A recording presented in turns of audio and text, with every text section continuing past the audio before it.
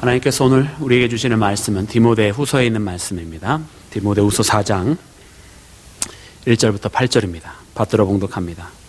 하나님 앞과 살아있는 자와 죽은 자를 심판하실 그리스도 예수 앞에서 그가 나타나실 것과 그의 나라를 두고 엄히 명하노니 너는 말씀을 전파하라. 때를 얻든지 못 얻든지 항상 힘쓰라. 범사의 오래 참음과 가르침으로 경책하며 경계하며 권하라. 때가 이르리니 사람이 바른 교훈을 받지 아니하며 귀가 가려워서 자기의 사욕을 따를 스승을 많이 두고 또 그 귀를 진리에서 돌이켜 허탄한 이야기를 따르리라.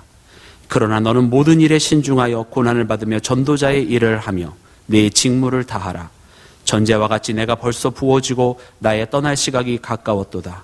나는 선한 싸움을 싸우고 나의 달려갈 길을 마치고 믿음을 지켰으니 이제 후로는 나를 위하여 의의 면류관이 예비되었으므로 주곧 의로우신 재판장이 그날에 내게 주실 것이며 내게만 아니라 주의 나타나심을 사모하는 모든 자에게도니라.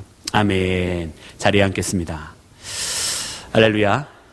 오늘도 우리 주님의 은혜가 여러분과 함께 하시기를 주의 이름으로 축원합니다.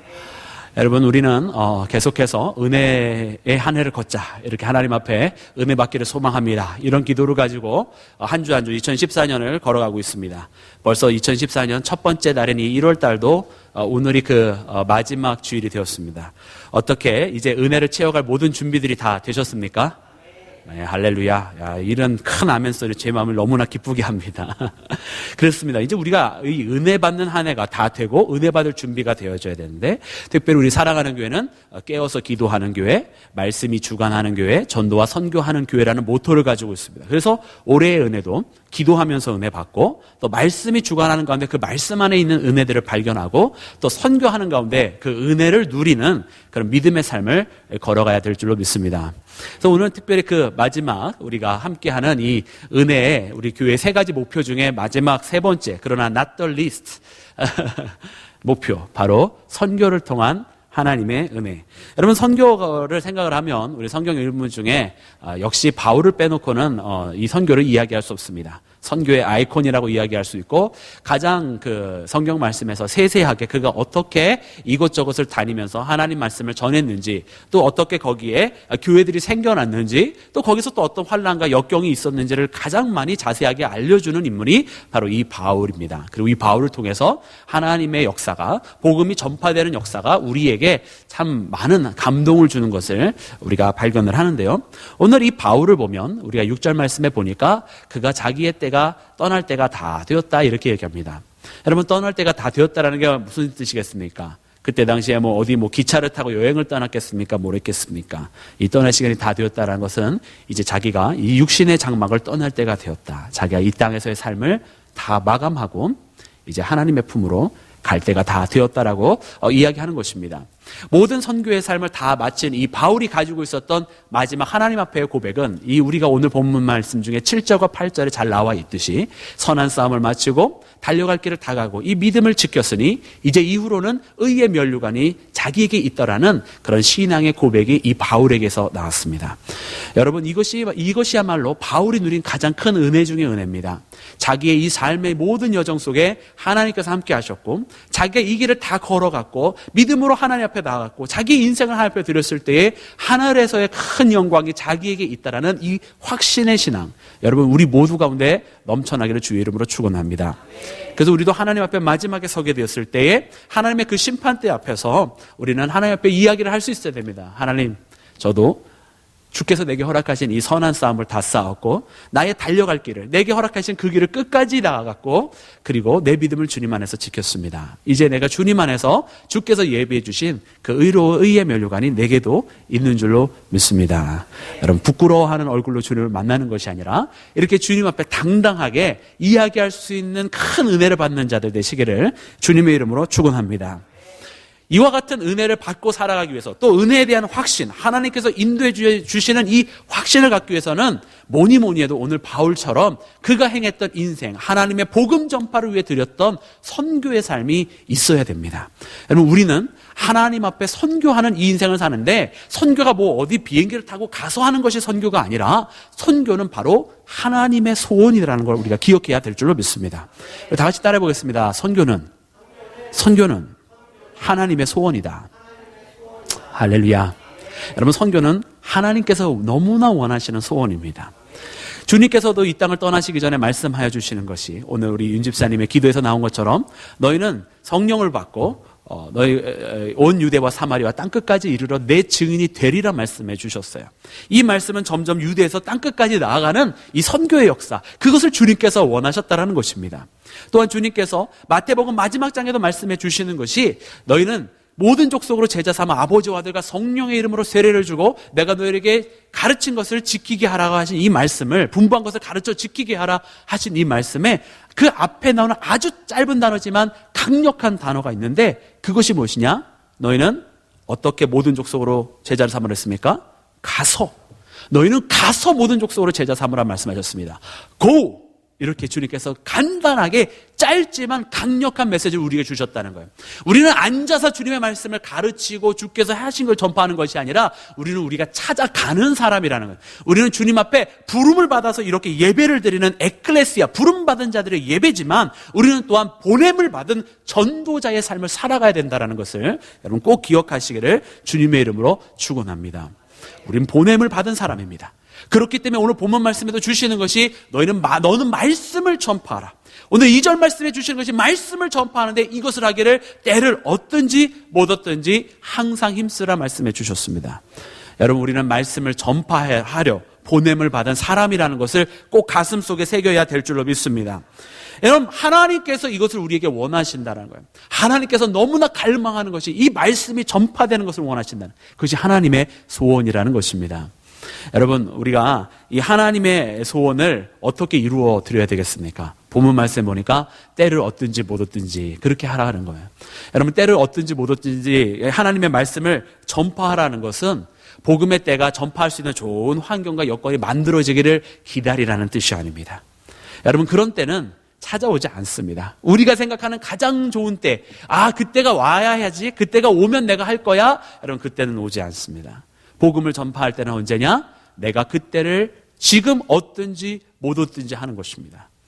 그리고 그때는 하나님께서 내게 말씀하시는 그때는 내가 생각하는 그때가 아니라 지금 매 순간이 복음을 전파하는 때라고 말씀해 주시는 것입니다.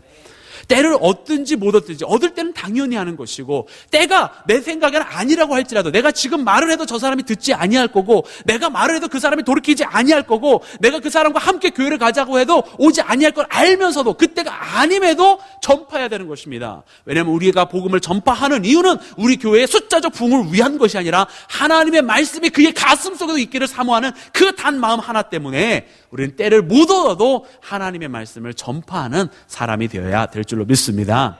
그것이 하나님의 관심입니다. 하나님의 관심은 그저 한 사람이라도 하나님의 말씀을 알기를 원하는 것, 한 교회가 각자의 교회의 숫자적 부흥이라는 이기적인 마음이 아니라 정말 주님의 복음의 증거라는 생명을 살리는 그 숭고한 목적을 위해서 움직이는 것이 바로 주님의 소원이라는 사실을 여러분 기억하셔야 될 줄로 믿습니다. 그래서 우리 생각에는 지금은 아니야, 지금은 그때가 아니야, 지금은 저 사람한테 말해도 소용없어라고 생각하는 그때라도 여러분, 하나님의 명령은 지금 그 시간이 아닌 그때에도 하나님의 복음을 전파하라는 것입니다. 그리고 이렇게 전파하면 그것을 가지고 일하시는 분은 바로 하나님이시라는 사실을 우리에게 말씀해 주고 계십니다. 여러분, 우리는 조건이 없어도 복음 전파하는 일에 최선을 다하는 삶을 살아가야 됩니다. 여러분, 우리의 한국의 선교의 역사를 보면 최초의 선교사가 토마스 선교사님이라는 분인데, 이 토마스 선교사님이 한국에 올 때 모든 보조를 다 받았어요. 근데 여러분, 이 모든 보조를 다 받는 것이 마치 모든 조건이 되어져서 그가 한국 선교를 한 것이라 한다면 그건 엄청난 오해입니다. 여러분, 토마스 선교사님은 한국을 향한 서원을 자기가 27세 때 한 것입니다. 27세의 젊은 한 청년이 저 동방에 이름도 잘 모르는 그 나라에 선교를 하겠다고 하는 겁니다. 자기 교회에서 그와 같은 이야기를 쉐어를 했어요. 나는 이런 비전이 있습니다. 근데 이 교회가 그러면 우리가 서포트 해줄게, 네가 거기 있는 내내 너의 모든 것을 책임져 줄게라고 이야기를 한 거예요. 근데 이 교회는 큰 교회가 아니었습니다. 몇백 명 모이는 교회, 몇천 명 모이는 교회 아니었습니다. 120명 모이는 교회였습니다. 그리고 그 120명 모이는 교회가 도시에 부자들이 있는 교회 아니었습니다. 시골의 작은 교회였습니다. 시골의 작은 교회에 있는 간신히 100명 모이는 교회가 한 명의 청년이 하나님의 일을 하겠다고 저 이름도 알지 못하는 동방의 나라에 가겠다고 했을 때 온 힘을 합쳐서 그 한 선교사를, 그 한 청년을 서포트하게 된 것이 바로 한국 선교의 시작입니다. 때가 되어져서 한 것이 아니라 때가 아니다 할지라도 하나님께서 이끌어주시는 그 마음 하나 가지고 시작한 선교, 하나님께서 복음 전파하고 누군가의 하나님의 메시지를 전파할 때 지금이라는 그때가 있어서가 아니라 내게 주시는 그때가 내 생각은 아니다 할지라도 내 마음을 하나님께서 단지 움직이시고 하나님의 부르심이 있고 하나님의 보내심이 있다는 그 생각 하나로 전진하였을 때에 하나님의 역사가 나타나게 되었는 줄로 믿습니다.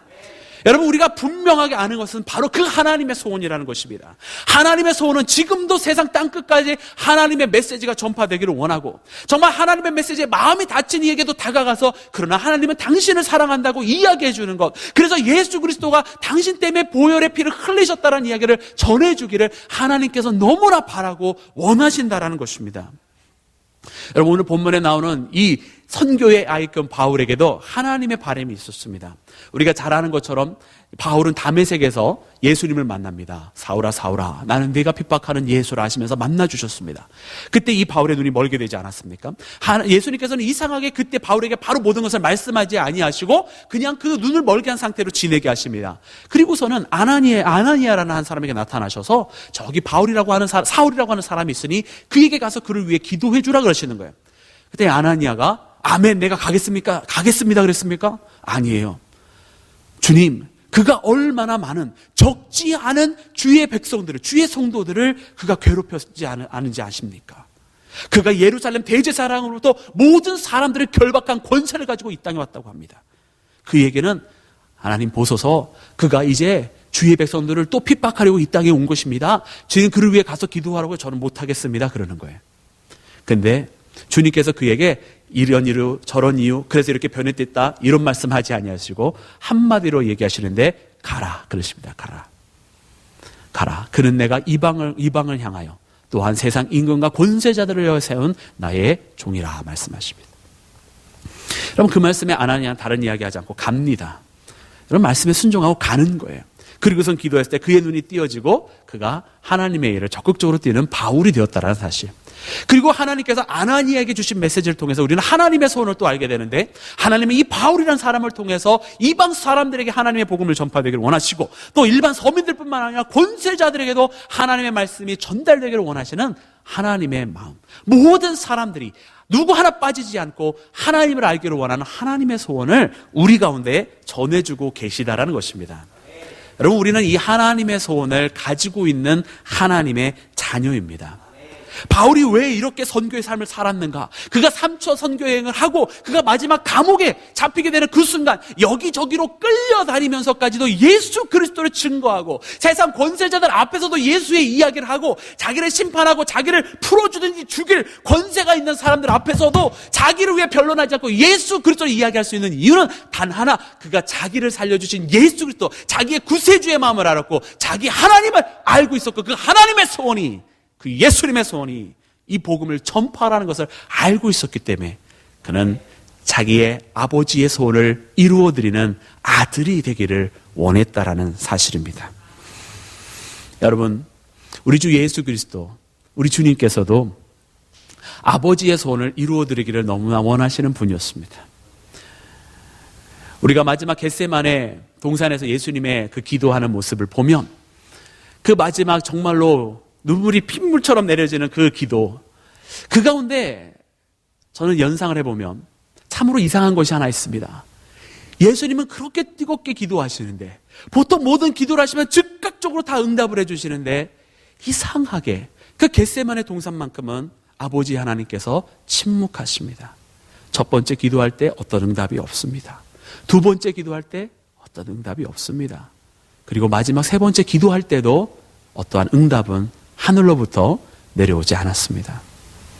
저는 그 겟세마네 동산의 모습을 성경으로 읽어볼 때마다 가슴이 너무나 아픕니다. 왜 가슴이 아프면 그것은 바로 그 침묵 가운데 아버지 하나님의 마음이 너무나 절실하게 드러나고 있는 거예요.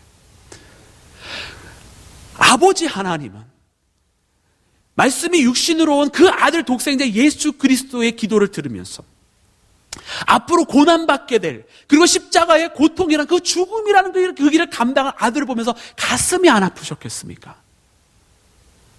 그 어떤 아버지가 자식이 걸어갈 고난을 보고 아파하지 않은 아버지가 어디 있습니까? 그런데 동시에 하나님은 모든 주의 사람들을, 우리 인간들을 다 주님의 자녀 삼고자 하셨고, 그리고 그 가운데 죄 가운데 있었던 우리들을 구원하시고자 했는데 의인이 하나도 없어서 결국은 자기 아들을 보낼 수밖에 없었다라는, 그래서 그 어떤 응답도 그 자리에 할 수 없는 하나님 아버지의 모습을, 너무나 가슴 아파하는 하나님의 모습을 저는 성경을 읽을 때마다 느끼곤 합니다. 근데 세 번째, 예수님께서 기도하실 때에 그러나 나의 뜻대로 하지 마시고 아버지의 뜻대로 하옵소서 하는 예수님의 모습은 다시 한번 내 가슴을 울립니다. 그것은 아버지의 뜻을 알기 때문에, 아버지의 바람이 뭔지 알기 때문에, 그것이 죽음이라는 것을 알면서 나아가는 예수님의 모습, 아버지의 소원을 이루어드리고자 하는 그 예수님의 모습을 바라보면 오늘날 우리가 부름을 받은 자로서, 우리도 하나님의 자녀라고 부름을 받기 원하는 우리 믿음의 사람들이라고 하는 사람들도 그런 길을 걸어가야 하지 않겠느냐라는 생각을 해봅니다. 그래서 아버지의 소원을 이루는 자, 아버지의 소원을 이루어드리기를 애쓰는 믿음의 자녀들, 바로 그것이 선교를 통해서 이루어지는 우리 사랑하는 임마누엘 연합감리교회 되기를 주님의 이름으로 축원합니다. 여러분, 이렇게 선교는 하나님의 소원이기 때문에 그 가운데 은혜가 임할 수밖에 없습니다. 그래서 선교를 하면 많은 은혜가 있고, 선교를 다녀온 사람들마다 얼굴 표정이 다 바뀌어서 옵니다. 다만 좀 안타까운 건 이게 항상 시한부라는 게 조금 안타깝게 돼요. 그래서 우리는 항상 어떻게 해야 되느냐? 이 선교를 통해서 매번 새롭게 하나님께서 주시는 그 은혜를 받아야 하는 것입니다. 그런데 이 선교를 통해서 주시는 하나님의 은혜가 있는데, 그래서 하나님의 소원이기 때문에 있는데, 그냥 하나님의 소원이 아닙니다. 여러분, 우리 두 번째로 다시 한번 또 따라해 보겠습니다. 선교는 고치시기 원하는 하나님의 소원이다. 할렐루야. 여러분, 선교는 고치시기 원하는 하나님의 소원입니다. 이 병든 이 땅을 고치시기 원하는 하나님의 소원이고, 잘못 돌아가고 있는 이 땅을 고치시기 원하는 하나님의 소원이고, 물질 만능주의에 빠져있는 이 땅을 고치시기 원하는 하나님의 소원이고, 외모 지상주의에 빠져있는 이 땅을 고치시기 원하는 하나님의 소원인 줄로 믿습니다. 하나님은 잘못된 것을 고치시려고 우리 가운데 사명을 주시고 보내고 계시다라는 사실입니다. 여러분, 오늘 본문 말씀 2절을 보니까 말씀을 전파하라 하시고, 때를 어떤지 못하든지 항상 힘쓰라고 말씀하시는데, 어떻게 하라고 말씀하시냐면 오래 참음과 가르침으로 하라고 그러시고, 경책함과 경계함으로 권해라고 말씀하십니다. 여러분, 먼저 이 오래 참음으로 가르치라는 말씀이 무슨 뜻이겠습니까? 왜 그냥 복음을 전파하면 되지 오래 참으면서 가르치라고 그러십니까? 그것은 이 땅이 병들었기 때문입니다. 이 땅에 있는 사람들이 병들었기 때문입니다. 그리고 복음을 전파하면 전파할수록 그들이 더욱더 멀리 가려고 하는 습성이 있기 때문에 오래 참으면서 가르치라는 것입니다. 그래서 오래 참으면서 인도하라는 것은 아버지 하나님께서 우리를 향한 모습이고, 오래 참으면서 전파하라고 하는 것은 바로 우리 주 예수님께서 우리에게 보여주신 그분의 모습입니다. 오래 참음으로 전파하라 하십니다. 여러분, 우리가 잘 아는 탕자의 이야기를 보면 둘째 아들이, 정말로 이 못된 아들이 아버지가 버젓이 건강히 계심에도 불구하고 자신의 분깃을 달라고 그러면서 떠나갑니다. 그래서 그것을 다 탕진해 버리지요. 아버지의 모습은 어떻게 합니까? 그때 그 아들에게 그 분깃을 내어주고선 한량없이 기다리는 거예요. 한량없이 오늘이면 올까, 내일이면 올까 기다리는 아버지의 모습. 그 아버지는 오래 참으면서 그 아들이 나타나기를 기다립니다. 그리고 그 아들을 너무나 사랑했기 때문에, 이 분깃보다 그 아들을 사랑했기 때문에 그 아들에게 이 분깃을 내어줍니다. 그래, 다 탕진하면 깨닫고 돌아올 거야. 그 아들을 믿는 마음으로, 그 아들이 분명히 회개하고 돌아올 것을 믿는 마음으로 그 아들을 기다립니다. 그리고 이 아들이 정말로 주염 열매를 먹다가 내가 내 아버지 집에 종이라도 돼야 되겠다 하면서 뉘우치면서 돌아올 때, 그 아버지는 멀리서 그 모습이 그 다른 사람들은 보이지 않는다 할지라도 아버지는 벌써 그 아들을 알아보고 달려가는 것 아니겠습니까? 여러분, 이것이 하나님께서 우리에게 가지신 하나님의 모습입니다. 오래 참음으로 언젠가는 돌아올 것이다. 언젠가는 그가 자기의 잘못을 알고 깨닫고 내 아들이 내 품으로 돌아올 것이다. 그것이 바로 하나님께서 가지신 마음입니다.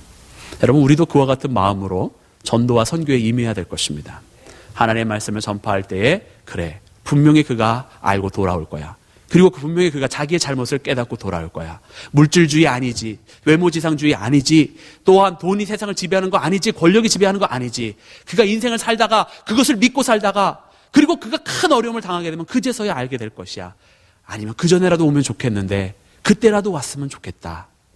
그렇게 오래 참으면서 끊임없이 하나님의 메시지를 때를 못 얻는다 할지라도 전하는 자의 모습이 우리에게 필요합니다. 여러분, 그러나 그것은 그가 잘못했는데 잘못해도 괜찮아 하고 다가가는 건 아닙니다. 아버지가 방황하는 그 아들 저기 있을 때 아니야 너 그렇게 해도 된다고 말하지 않았어요. 그 아들이 잘못을 깨닫고 돌아올 때까지 하염없이 기다리는 그 아버지의 모습이 바로 하나님께서 우리를 향한 모습이고 우리 또한 그와 같은 모습으로 나아가야 됩니다. 말씀해 보니까 오래 참음으로 가르치는데 그냥 가르치는 것이 아니라 경책하며 경계하며 가르치라 그랬어요. 경책하고 경계한다는 것은 바로 책망이 들어있고 벌이 들어있고 그리고 꼬집는다라는 표현도 그 안에 들어있습니다. 여러분, 이 말씀은 무엇이냐면 왜 경책합니까? 왜 책망합니까? 왜 벌을 줍니까? 왜 꼬집습니까? 그것은 바로 그들 가운데 잘못된 것들이 있기 때문에 하나님의 말씀을 전파한다는 것은 그 죄에 대해서 철저하게 깨닫고 회개를 촉구하는 것이기 때문에 그렇습니다. 우리 한국교회의 큰 부흥은 회개의 역사가 일어날 때 일어났고 사람들이 자신의 죄를 인정하기 시작했을 때 일어났습니다. 오늘날 한국교회에 약해진 이유는 뭐냐면 그 회개에 대한 부르짖음이 약하고, 과거에 한국교회가 왜 강했느냐? 과거의 목사님들이 얼마나 꾸짖었는지 아십니까? 그 회개에 대한 촉구가 있었기 때문에 한국교회가 강했었다는 것을 우리가 기억해야 될 것입니다. 하나님은 오늘도 말씀해 주시는데 그냥 권하는 것이 아니라 경책하며 경계하며 권하라. 잘못에 대하여 잘못을 이야기하라. 우리에게 뼈저리게 말씀하시고, 우리는 우리의 죄에 대하여 관대해서는 안 되고, 우리는 우리의 죄에 대하여 다시 한번 회개하고 다시 한번 돌이키고 다시 한번 주의 품으로 나아가는 모습이 항상 우리 가운데 있어야 합니다. 얼마 전에 그 신방을 했는데, 한 가정집에 신방을 했는데 우리 식구들이 다 가게 되었습니다. 근데 우리 주아가 벌써 아가씨인지라, 4살밖에 안 된 아가씨인지라 벌써 이렇게 뭐 이렇게 메고 다녀요. 우리 여자분들 다 뭔가 하나씩 메고 다니잖아요. 근데 주아도 벌써 뭔가 메고 다녀요. 그래서 그 집에서 이제 그 안에 있는 거를 다 이제 열어가지고 다 털어넣는데 별별 게 다 있습니다. 거기 뭐 장난감, 인형, 뭐 하다못해 돌까지도 그 안에 다 들어있어요. 뭐 뭔가 넣는 건 이제 애들 봐서 아는 거죠. 근데 그 안에 뭐가 있었냐면 초콜릿이 있어가지고 초콜릿을 제가 까서 딱 먹는데 이게 초콜릿 맛이 아니라 비눗물 맛이 나는. 제가 순간 탁 뱉고서는 화장실에 가서 제 혀를 세척을 했습니다. 이게 비눗물 맛이 나는 이유가 뭐냐면 아이들 왜 그 버블 부는 거 있지 않습니까? 그 버블 비누가 주아 그 가방에 들어있는데 그게 엎어져가지고 초콜릿 여러분 그 원뿔 모양 초콜릿 아시죠? 이렇게 있는 거 거기로 다 스며 들어간 거였어요. 그래서 이제 제가 그 비눗물 초콜릿 맛을 봤다는 거 아닙니까? 원하시면 제가 그 맛이 어떤 맛인지 알려드릴 수 있습니다. 아니 그런데 제가 그렇게 혀를 세척하고 나오는데 갑자기 주호가 초콜릿을 보더니만은 자기도 달라고 그러는 거예요. 제가 어떻게 했을까요? 먹으라고 줬을까요? 아닙니다. 당연히 먹지 못하게 막았습니다. 먹지 못하게 막는 것이 사랑이기 때문에 그렇습니다. 여러분, 많은 이 땅의 병자들에게 좋은 것을 주고자 하는 의사는 때로는 쓴 약도 주는 법입니다. 그 아픈 것을 잃어버리라고 아편만 주는 것은 결국 그 환자를 죽게 만드는 것 아니겠습니까? 여러분, 우리가 이 땅에 많은 전도해야 될 사람들이 있습니다. 선교해야 될 사람들이 많이 있습니다. 그런데 그들이 원하는 것만 줘서는 여러분 우리가 그들을 더 죽이는 것밖에 안 돼요. 우리가 선교지에 많이 가보지만 우리가 선교지를 많이 스포일하게 만들어 놓은 안타까운 교회 선교의 역사들이 있어요.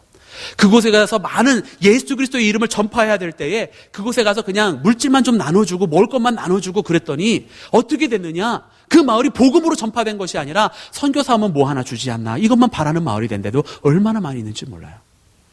그것은 정말 줘야 될 것을 주지 않고 저들이 바라는 것만 줬더니 그렇게 된 겁니다. 여러분, 오늘도 전도할 때 마찬가지입니다. 우리가 정말 줘야 돼 예수 그리스도를 전달해 주지 아니하면 그가 한때 나의 이야기에 속 귀속 들이고 듣는 것 같지만 결국은 그의 영혼은 점점 더 죽어가고 있다는 사실을 우리가 경각심을 갖고 깨달아야 돼요. 그래서 오늘도 하나님께서 주시는 말씀은 그냥 권하는 것이 아니라 그들의 죄에 대하여, 그들의 잘못된 세상관에 대하여 경책하며 권하라고 우리에게 말씀하고 있다는 사실을 우리가 기억해야 될 것입니다. 여러분 3절 말씀해 보니까 말씀해 주시는 것이 있습니다. 우리 함께 읽겠습니다. 시작. 때가 이르니 사람이 바른 교훈을 받지 아니하며 귀가 가려워서 자기의 사욕을 따를 스승을 많이 두고, 때가 되면 사람들이 정말 자기한테 필요한 말을 안 듣는다고 성경 말씀에 이루고 있습니다. 아모스 2장 말씀해 봤더니 그때 당시에 얼마나 사람들이 부패했는지 선지자들로 하여금 예언하지 말라 했다는 거예요. 왜? 하나님의 말씀을 들으면 그들이 괴로워서 견딜 수가 없거든요. 하나님의 말씀을 들으면 자신들이 늘 고쳐야 되는데 바뀌기 너무 싫기 때문에 선지자를 보고 예언 좀 제발 하지 말라고, 하나님의 말씀 좀 이야기하지 말라고 그랬다라는 겁니다. 때가 이르니 사람들이 바른 교훈을 받지 아니하며 귀가 가려워서 자기의 이익을 따라, 자기의 사욕을 따라 스승을 많이 두었다는 거예요. 그건 진짜 스승입니까? 아닙니다. 자기에게 가여운 게 좀 긁어달라고 스승을 뒀다는 거예요. 그리고 자기에게 필요한 것만 채우려고 했다는 거예요. 위로만 듣기를 원하는 사람은 위로만 해주는 스승을 찾아가는 거죠. 자기를 격려해주기를 원하는 사람은 격려해주는 스승만 찾아갑니다. 근데 하나님의 말씀은 복음을 전파하는 일은 그렇게 누군가의 귀를 긁어주는 일이 아니라는 겁니다. 복음을 전파하는 것은 하나님 말씀하시는 것이 바른 말씀을 있는 그대로 전해주라고 우리를 불러주셨다라는 사실입니다. 여러분 고린도후서 2장의 말씀에 보니까 세상 사람이 어떻게 살든 너희는 사랑으로 대하라 이렇게 말씀을 해주셨습니다. 여러분 우리는 사랑으로 대해야 합니다. 그 사랑이 근데 어떠한 사랑인지 우리가 조금 생각을 해야 합니다. 예수님께서 많은 사람들을 다 사랑하셨습니다. 예수님께서 모든 사람을 다 사랑하셨습니다. 예수님은 가난한 사람만 사랑하신 것이 아니라 부자들도 사랑하셨습니다. 예수님은 서민들만 사랑하신 것이 아니라 권력자들도 사랑하셨습니다. 예수님은 모든 사람들을 다 사랑하셨다란 말입니다. 근데 예수님의 사랑의 모습은 조금 달랐습니다. 예수님들이 홀로 된 자하고는 함께 해주셨습니다. 그리고 버림받은 자, 외톨이 된 자와 함께 해주셨습니다. 근데 이상하게 바리새인들에게는 다른 모습으로 대하셨습니다. 여러분 부자도 똑같은 부자가 아닙니다. 사케오는 사실 세리장으로 있으면서 굉장한 부를 축적했습니다. 자기의 재산의 절반을 나눠주고 토색한 것이 있으면 4배로 나눠주겠다는 얘기는 보통 부를 가지고 있을 때 하는 얘기가 아닙니다. 근데 그가 자기가 이 채운 부가 잘못된 부고 죄의 부라는 걸 알고 있었기 때문에 그는 돌이키고 회개하고 나오기를 원했어요. 그때 주님께서 주신 말씀은 이도 아브라함의 자손이라면서 그를 끌어안아 주셨습니다. 그런데 우리가 부자와 나사로의 이야기를 보면 그 가운데 한 부자의 앞에 있었던 나사로와 그리고 자줏빛 옷을 입고 있는 이 부자의 이야기를 통해서 그 결말이 이 부자는 지옥불에 떨어지고 나사로는 아브라함의 품에 안겨져 있는 모습을 보여주시는데 왜 그와 같이 말씀해 주시느냐? 그때 나오는 부자는 회개하고 돌이킨 부자가 아닌 겁니다. 똑같은 다 바리새인이 아니었습니다. 바리새인 중에 니고데모라는 사람은 그는 정말로 예수님께서 말씀하신 길을 따라갔습니다. 예수님은 그 니고데모에 대해서 이야기하지 않으셨어요. 그런데 다른 바리새인들, 기도할 시간에 일부러 거리 나와서 나 기도하는 거 보여주려고 하는 사람들에게 주님은 외식하는 자여라고 얘기했고, 그리고 다른 사람들에게 이 모든 이 율법의 질문 짊어지고 하는 자, 왜 너희도 짊어질 수 없는 걸 그들에게 짊어지느냐 말씀하셨고, 그리고 거짓 증언들을 통하여 예수님을 올가매려고 자들에게 너희들의 아비가 사단이라고 얘기했습니다. 독사의 자식들이라고도 얘기했고, 성전을 장사의 기업으로 만들어 놓은 사람들에게 채찍을 들면서 화를 내시며 그 성전을 청소하신 분이 바로 예수님입니다. 근데 그 모든 것도 다 예수님의 사랑이 아니라고 말할 수 있는 이 땅에 있는 사람이 누가 있습니까? 품어주는 것도 사랑이요, 훈계가 필요한 자에게 훈계하는 것도 사랑입니다.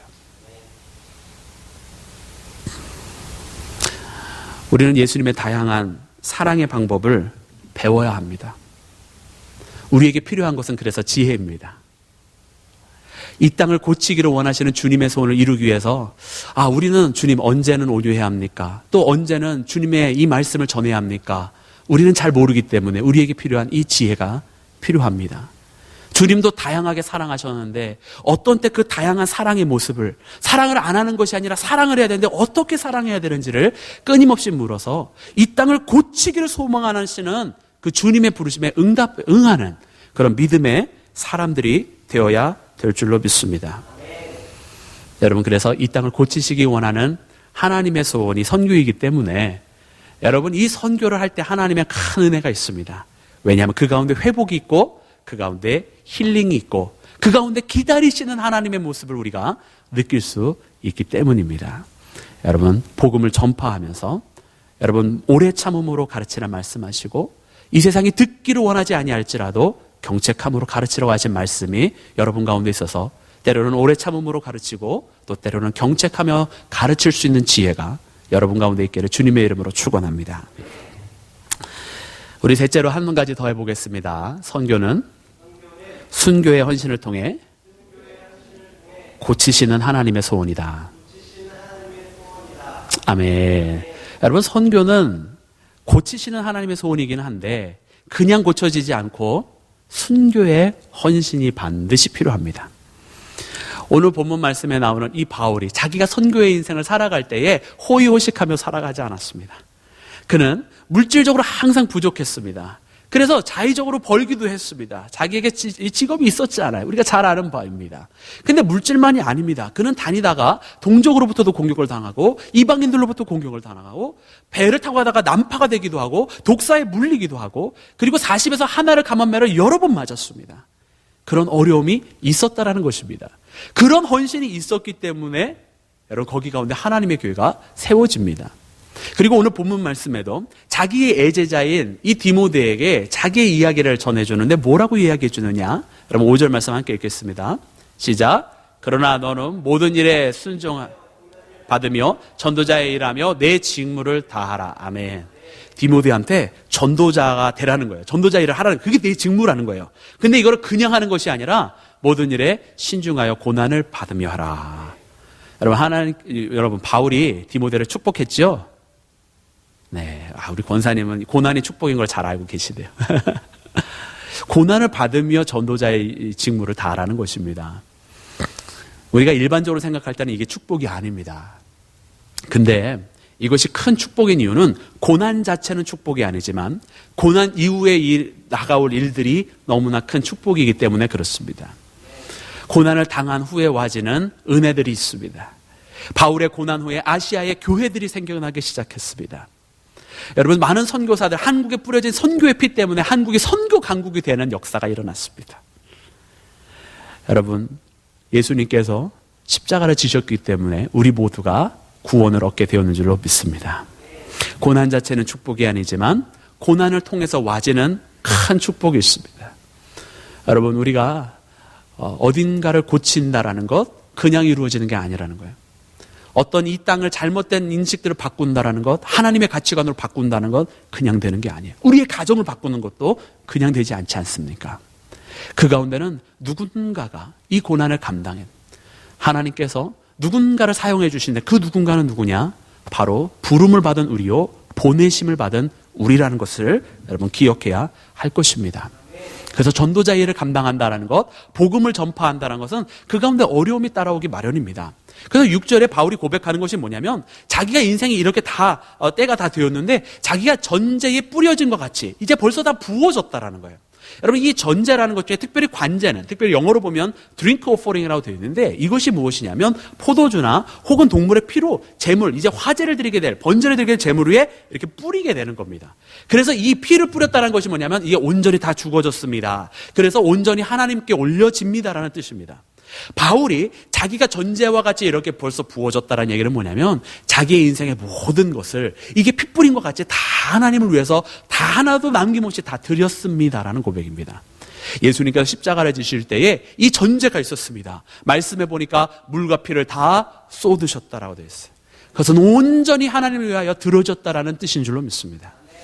여러분, 우리가 하나님 앞에 이 선교회를 감당한다라는 것은 온전히 드려지는 것을 의미합니다. 무엇인가 우리를 통해서 이 선교의 사명을 통해서 고치시는 하나님의 소원을 이루는 건데 이 고치시는 하나님의 소원은 그냥 되는 것이 아니라 바로 우리가 온전히 모든 것을 전제처럼 뿌려지고 부어질 때에 하나님께서 우리의 작은 희생을 통해서 하나님의 놀라운 은혜와 구원의 역사를 그 가운데 넘쳐나게 이루신다는 뜻인 줄로 믿습니다.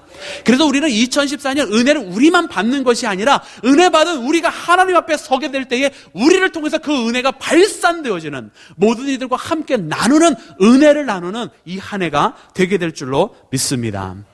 여러분, 그래서 이제 하나님 앞에 마지막에 서게 될 때에 오늘 주신 말씀처럼 정말 선교를 통해서 하나님의 소원을 이루고, 특별히 고치시는 하나님의 소원, 이 땅을 바꾸시는 하나님의 소원, 그리고 우리의 헌신을 통해 그 은혜를 더욱더 넘쳐나게 하는 하나님의 소원을 이루어드릴 때에 우리도 마지막 앞에 서서 하나님 앞에, 주님, 나도 선한 싸움을 다 싸웠습니다. 그리고 그곳에서 승리했습니다. 하나님, 나도 바울처럼 달려갈 길을 다 걸어갔습니다. 주께서 내게 주신 그 길을 내가 완주했습니다. 하나님, 내가 내 믿음을 지켰습니다. 믿음 지키는 게 쉽지 않습니다, 여러분.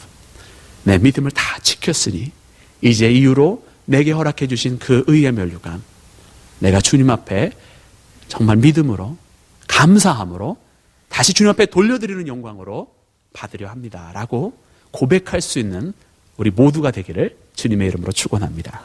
기도하겠습니다. 사랑의 하나님, 감사합니다. 아버지 하나님, 오늘 우리에게 선교를 통한 은혜를 주시고 복음을 전파한다라는 것, 복음을 전파하는 것에 어떤 것인지 말씀해 주심을 감사합니다.